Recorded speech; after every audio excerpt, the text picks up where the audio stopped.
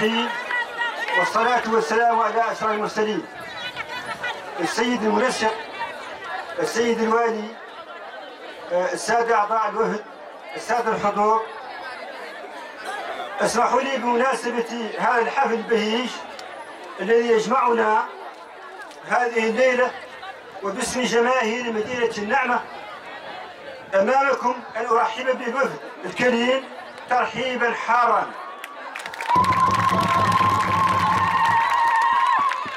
هذه الجماهير المتواجدة من جميع أحياء مدينة النعمة ليعبروا بصدق ووفاء عن مدى تعلقهم وتمسكهم بنهج مفجر الطاقات وصانع الإنجازات فخامة السيد محمد بن عبد العزيز.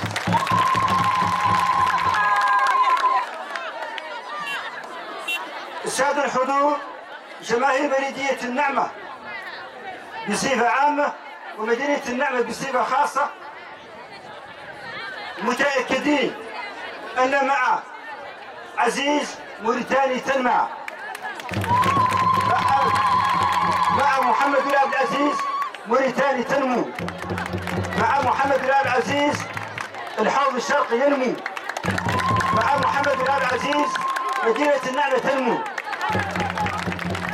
وهذا من جسد على الأرض الواقع في البنى التحتية الطرقية والمدرسية والصحية والمشاريع الاقتصادية الكبرى اللي اليوم تراها فيهم على أرض الواقع.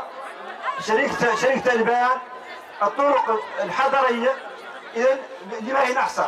إذا معناها علم من سكان مدينة النعمة ذائقين بأن محمد بن العزيز يلا يواصل مسيرة تنموية، يواصل الإنجازات الكبرى.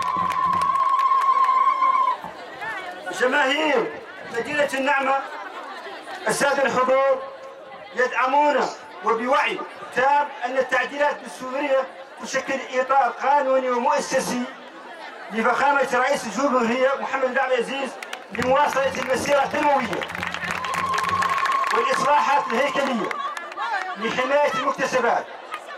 إذا احنا وجماهيرنا ذائقين فعل المكتسبات اللي انجزنا اللي يحملهم التصويت بنعم لهذه التعديلات الدستورية.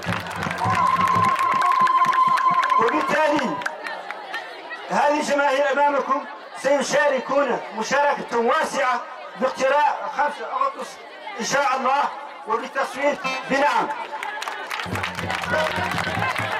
النعم لجميع التعديلات الدستورية والإصلاحات الهيكلية. النعم لمواصلة المسيرة التنموية مع فخامة رئيس الجمهورية محمد بن عبد العزيز. النعم لاستكمال المشاريع التنموية. إذا السادة الحضور، السادة أعضاء الوفد، نختار وأكد لكم هذه الليلة بين هذه الجماهير اللي أمامكم جماهير مدينة النعمة واثقين من فخامة رئيس الجمهورية ومستعدين لدعمه وتصويته في الاقتراع القادم. والسلام عليكم ورحمة الله.